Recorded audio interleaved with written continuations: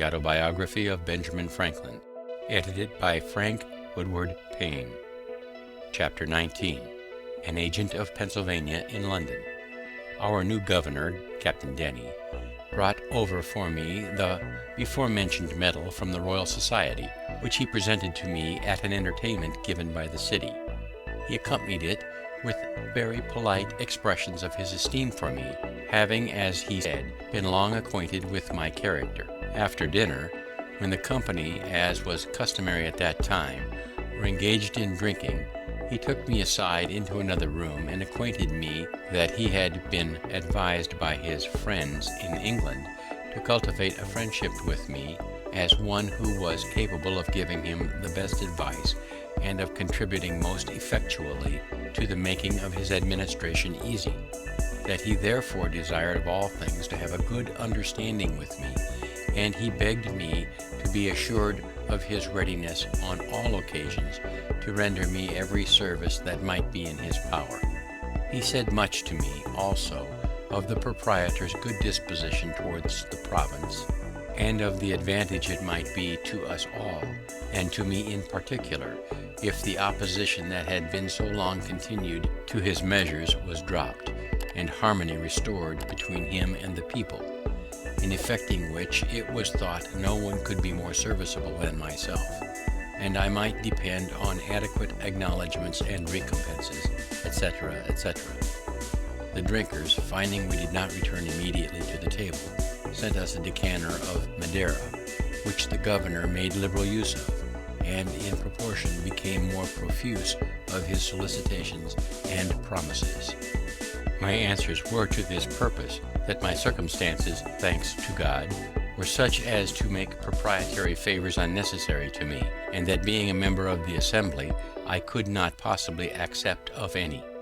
That, however, I had no personal enmity to the proprietary, and that whatever the public measures he proposed should appear to be for the good of the people, no one should espouse and forward them more zealously than myself. My past opposition having been founded on this, that the measures which had been urged were evidently intended to serve the proprietary interest, with great prejudice to that of the people, which I was much obliged to him, the governor, for his profession of regard to me, that he might rely on everything in my power to make his administration as easy as possible, hoping at the same time that he had not brought with him the same unfortunate instructions his predecessor had been hampered with. On this he did not then explain himself, but when he afterward came to do business with the Assembly, they appeared again, the disputes were renewed, and I was as active as ever in the opposition,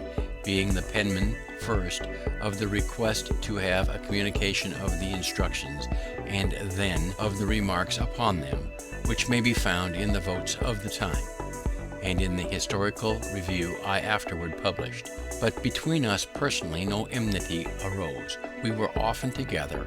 He was a man of letters, had seen much of the world, and was very entertaining and pleasing in conversation. He gave me the first information that my old friend Jason Randolph was still alive, that he was esteemed one of the best political writers in England, and been employed in the dispute between Prince Frederick and the King, and had obtained a pension of 300 a year, that his reputation was indeed small as a poet, Pope having damned his poetry in the Dunciad, but his prose was thought as good as any man's. Begin footnote. Quarrel between George II and his son Frederick, Prince of Wales, who died before his father. A satirical poem by Alexander Pope directed against various contemporary writers. End of footnote. The Assembly finally finding the proprietary obstinately persistent in menacing their deputies, and with instructions inconsistent not only with the privileges of the people but with the service of the crown, resolved to petition the king against them, and appointed me their agent to go over to England to present and support the petition. The House had set up a bill to the governor granting a sum of £60,000 for the king's use, £10,000 of which was subject to the orders of the then General, Lord Loudon, which the governor absolutely refused to pass, in compliance with his instructions. I agreed with Captain Morris of the packet at New York for my passage, and my stores were put on board. When Lord Loudoun arrived at Philadelphia, expressly, as he told me, to endeavour an accommodation between the governor and the Assembly, that his Majesty's service might not be obstructed by their dissensions, accordingly he desired the governor and myself to meet him, that he might hear what was to be said on both sides. We met and discussed the business. In behalf of the Assembly, I urged all the various arguments that may be found in the public papers of that time, which were of my writing and were printed with the minutes of the Assembly, and the governor pleaded his instructions, the bond he had given to observe them, and his ruin if he disobeyed, yet seemed not unwilling to hazard himself if Lord Loudoun would advise it. This his lordship did not choose to do, though I once thought I had nearly prevailed with him to do it, but finally he rather chose to urge the compliance of the Assembly, and he entreated me to use my endeavours with them for that purpose, declaring that he would spare none of the king's troops for the defence of our frontiers, and that if we did not continue to provide for the defence ourselves, they must remain exposed to the enemy.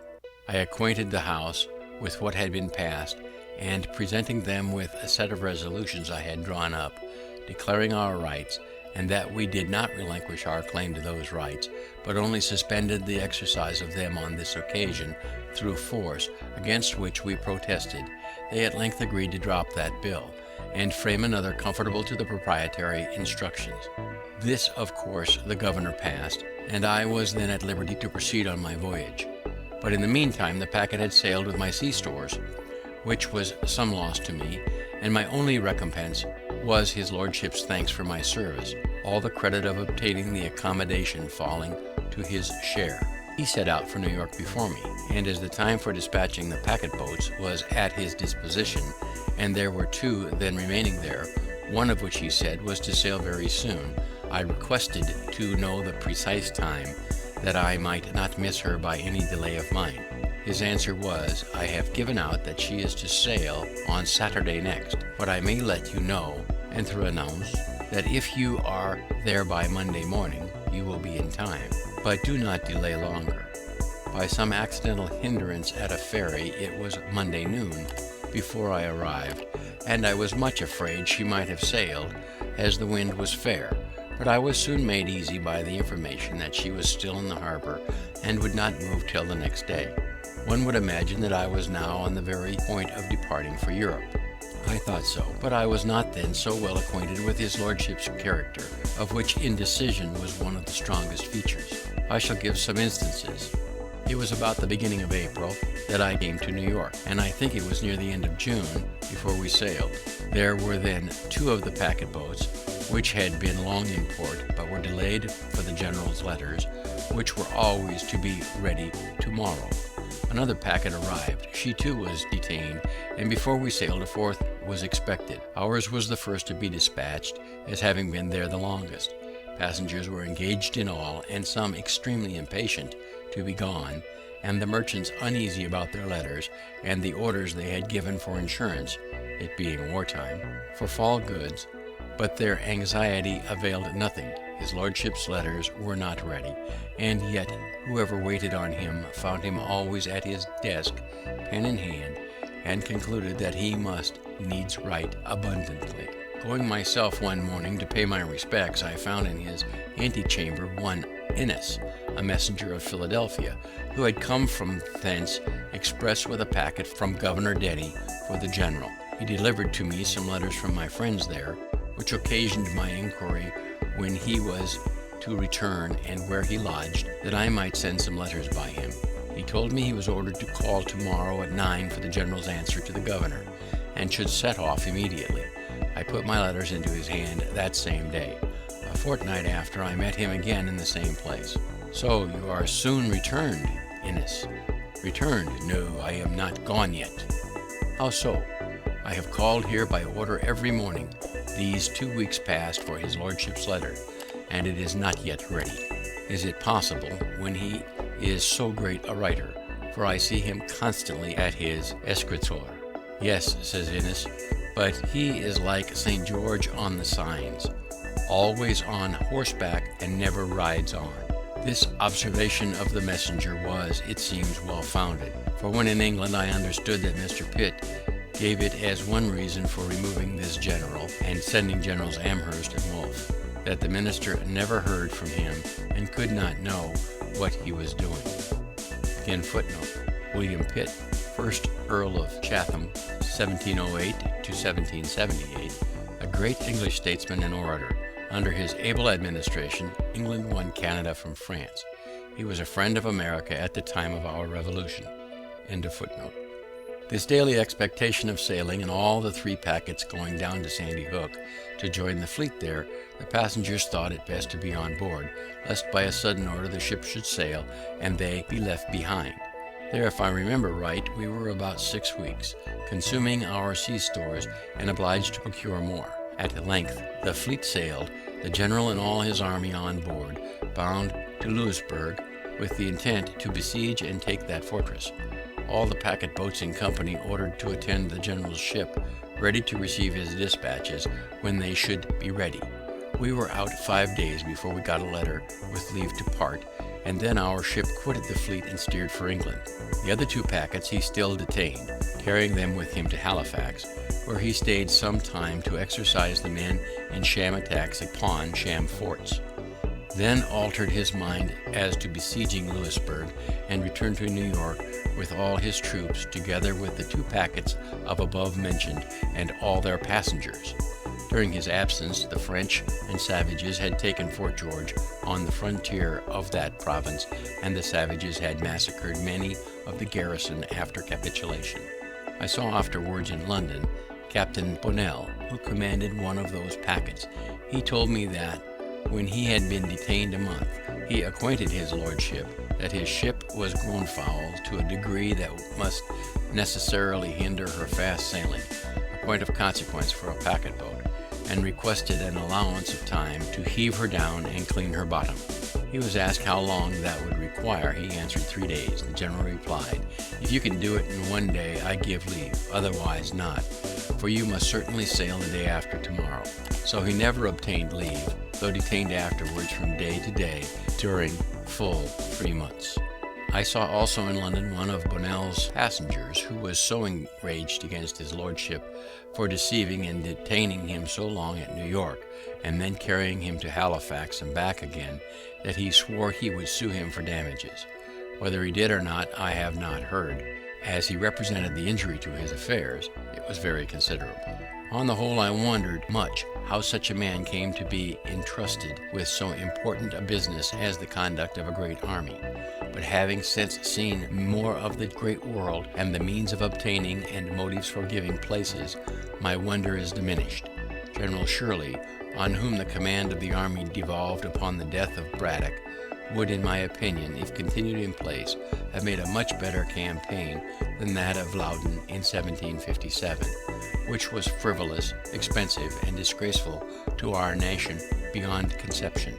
For though Shirley was not a bred soldier, he was sensible and sagacious in himself, and attentive to good advice from others, capable of forming judicious plans, and quick and active in carrying them to execution. Loudon, instead of defending the colonies with his great army, left them totally exposed while he paraded idly at Halifax, by which means Fort George was lost. Besides, he deranged all our mercantile operations, and distressed our trade by a long embargo on the exportation of provisions, on pretence of keeping supplies from being obtained by the enemy, but in reality for beating down their price in favor of the contractors, in whose profits, it was said, perhaps from suspicion only, he had a share. And when at length the embargo was taken off, by neglecting to send notice of it to Charlestown, the Carolina fleet was detained near 3 months longer, whereby their bottoms were so much damaged by the worm that a great part of them foundered in their passage home. Again, footnote. This relation illustrates the corruption that characterized English public life in the 18th century. It was gradually overcome in the early part of the next century. End footnote. Shirley was, I believe, sincerely glad of being relieved from so burdensome a charge as the conduct of an army must be to a man unacquainted with military business. I was at the entertainment given by the city of New York to Lord Loudoun on his taking upon him the command. Shirley, though thereby superseded, was present also. There was a great company of officers, citizens, and strangers, and some chairs having been borrowed in the neighborhood, there was one among them very low, which fell to the lot of Mr. Shirley. Perceiving it as I sat by him, I said, "Have they given you, sir, too low a seat?" "No matter," says he, "Mr. Franklin, I find a low seat the easiest." While I was, as aforementioned, detained at New York, I received all the accounts of my provisions, etc., that I had furnished to Braddock, some of which accounts could not sooner be obtained from the different persons I had employed to assist in the business. I presented them to Lord Loudoun, desiring to be paid the balance. He caused them to be regularly examined by the proper officer, who, after comparing every article with its voucher, certified them to be right, and the balance due, for which his lordship promised to give me an order on the paymaster. This was, however, put off from time to time, and though I called often for it by appointment, I did not get it. At length, just before my departure, he told me he had, on better consideration, concluded not to mix his accounts with those of his predecessor. "And you," says he, "when in England, have only to exhibit your accounts at the Treasury, and you will be paid immediately." I mentioned, but without effect, the great and unexpected expense I had been put to by being detained so long in New York, as a reason for my desiring to be presently paid, and on my observing that it was not right I should be put to any further trouble or delay in obtaining the money I had advanced, as I charged no commission for my service. "Sir," says he, "you must not think of persuading us that you are no gainer.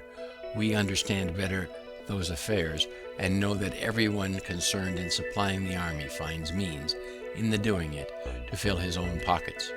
I assured him that was not my case, and that I had not pocketed a farthing, but he appeared clearly not to believe me. And indeed I have since learnt that immense fortunes are often made in such employments. As to my balance, I am not paid it to this day, of which more hereafter. Our captain of the packet had boasted much before we sailed of the swiftness of his ship. Unfortunately, when we came to the sea, she proved the dullest of 96 sail, to his no small mortifications. After many conjectures respecting the cause, when we were near another ship almost as dull as ours, which however gained upon us, the captain ordered all hands to come off and stand as near the ensign's staff as possible. We were, passengers included, about 40 persons. While we stood there, the ship mended her pace, and soon left her neighbor far beyond, which proved clearly that our captain suspected that she was loaded too much by the head. The casks of water, it seemed, had been all placed forward. These were therefore ordered to be moved further aft, on which the ship recovered her character, and proved the best sailor in the fleet. The captain said he had once gone at the rate of 13 knots, which is accounted 13 miles per hour. We had on board as a passenger Captain Kennedy of the Navy, who contended that it was impossible, and that no ship ever sailed so fast, and that there must have been some error in the division of the log line, or some mistake in heaving the log. A wager ensued between the two captains to be decided when there should be sufficient wind. Kennedy thereupon examined rigorously the log line, and being satisfied with it, he determined to throw the log himself. Accordingly, some days after, when the wind blew very fair and fresh, and the captain of the packet, Ludwig, said he believed she then went at the rate of 13 knots, Kennedy made the experiment, and owed his wager lost. Again, footnote. A log line is a piece of wood shaped and weighted so as to keep it stable when in the water. To this is attached a line knotted at regular distances. By these devices it is possible to tell the speed of a ship. End footnote. The above fact I give for the sake of the following observation. It has been remarked as an imperfection in the art of shipbuilding that it can never be known, till she is tried, whether a new ship will or will not be a good sailor, for that the model of a good sailing ship has been exactly followed in a new one, which has proved on the contrary remarkably dull. I apprehend that this may partly be occasioned by the different opinions of seamen respecting the modes of lading, rigging, and sailing of a ship. Each has his system, and the same vessel, laden by the judgment and orders of one captain, shall sail better or worse than when by the orders of another. Besides, it scarce ever happens that a ship is formed fitted for the sea and sailed by the same person.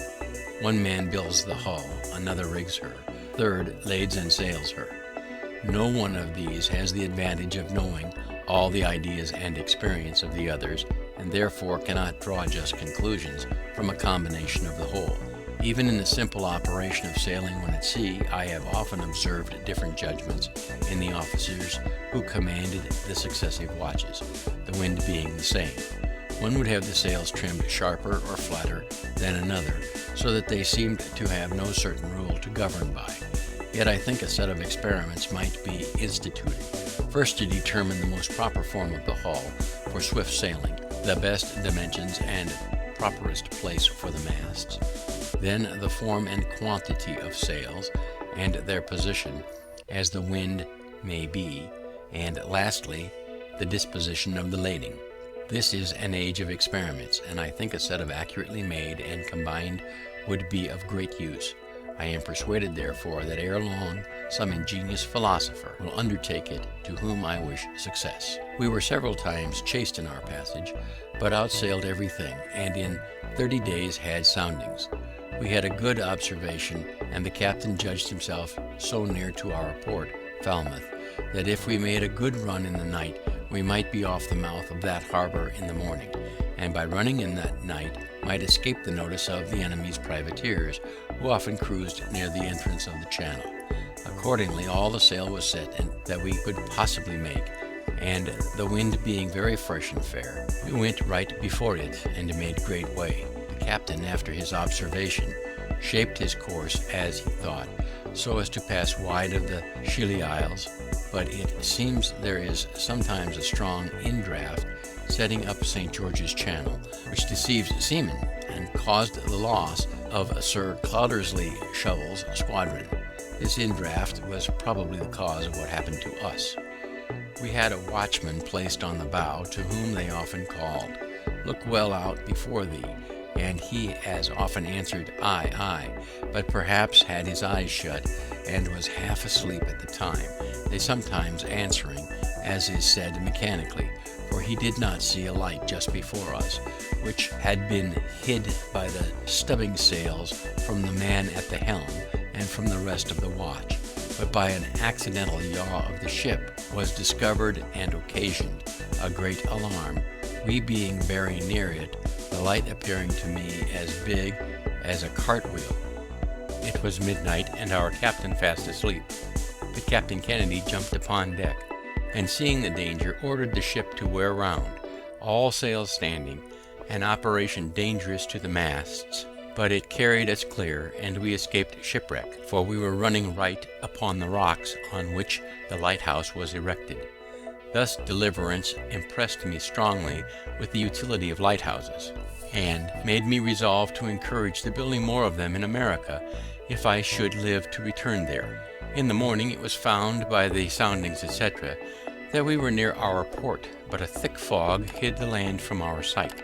About 9 o'clock the fog began to rise, and seemed to be lifted up from the water like a curtain at a playhouse, discovering underneath the town of Falmouth, the vessels in its harbor, and the fields that surrounded it. There was a most pleasing spectacle to those who had been so long without any other prospects than the uniform view of a vacant ocean, and it gave us the more pleasure as we were now free from the anxieties which the state of war occasioned. I set out immediately with my son for London, and we only stopped a little by the way to view Stonehenge on Salisbury Plain, and Lord Pembroke's house and the gardens, with his very curious antiques, at Wilton. We arrived in London the 27th of July, 1757. As soon as I was settled in a lodging Mr. Charles had provided for me, I went to visit Dr. Fothergill, to whom I was strongly recommended, and whose counsel respecting my proceedings I was advised to obtain. He was against an immediate complaint to government, and thought the proprietaries should first be personally applied to, who might possibly be induced by the interposition and persuasion of some private friends to to accommodate matters amicably. I then waited on my old friend and correspondent, Mr. Peter Collinson, who told me that John Halsbury, the great Virginia merchant, had requested to be informed when I should arrive, that he might carry me to Lord Granville's, who was then president of the council, and wished to see me as soon as possible. I agreed to go with him the next morning. Accordingly, Mr. Halsbury called for me and took me in his carriage to the nobleman's, who received me with great civility, and after some questions respecting the present state of affairs in America, and discoursed thereupon, he said to me, "You Americans have wrong ideas of the nature of your Constitution. You contend that the King's instructions to his governors are not laws, and think yourselves at liberty to regard or disregard them at your own discretion. But those instructions are not like the pocket instructions given to a minister going abroad, for regulating his conduct in some trifling point of ceremony. They are first drawn up by judges learned in the laws. They are considered, debated, and perhaps amended in council, after which they are signed by the king. They are then, so far as they relate to you, the law of the land, for the king is the legislator of the colonies." I told his lordship that this was new doctrine to me. I had always understood from our charters that our laws were to be made by our assemblies, to present it indeed to the king for his royal assent, but being once given, the king could not repeal or alter them. And as the assemblies could not make permanent laws without his assent, so neither could he make a law for them without theirs. He assured me I was totally mistaken. I did not think so, however, and his lordship's conversation having a little alarmed me as to what might be the sentiments of the court concerning us, I wrote it down as soon as I returned to my lodgings. I recollected that about 20 years before, a clause in a bill brought into Parliament by the ministry had proposed to make the King's instructions laws in the colonies, but the clause was thrown out by the Commons, for which we adored them as our friends and friends of liberty, till by their conduct towards us in 1765, it seemed that they had refused that point of sovereignty to the king only that they might reserve it for themselves. Begin footnote. This whole passage shows how hopelessly divergent were the English and American views on the relations between the mother country and her colonies. Grenville here made clear that the Americans were to have no voice in making or amending their laws. Parliament and the king were to have absolute power over the colonies. No wonder Franklin was alarmed by this new doctrine. With his keen insight into human nature and his consequent knowledge of American character, he foresaw the inevitable result of such an attitude on the part of England. His conversation with Granville makes these last pages of the Autobiography one of his most important parts. After some days, Dr. Fothergill having spoken to the proprietaries, they agreed to a meeting with me at Mr. T. Penn's house in Spring Garden. The conversation at first consisted of mutual declarations of disposition to reasonable accommodations, but I supposed each party had his own ideas what should be meant by reasonable. We then went into consideration of our several points of complaint, which I enumerated. The proprietaries justified their conduct as well as they could, and I, the assemblies. We now appeared very wide and so far from each other in our opinions as to discourage all hope of agreement. However, it was concluded that I should give them the heads of our complaints in writing, and they promised then to consider them. I did soon after, but they put the paper into the hands of their solicitor, Ferdinand John Paris, who managed for them all their law business in their great suit with the neighboring proprietary of Maryland, Lord Baltimore, which had subsisted 70 years, and wrote for them all their papers and messages in their dispute with the assembly.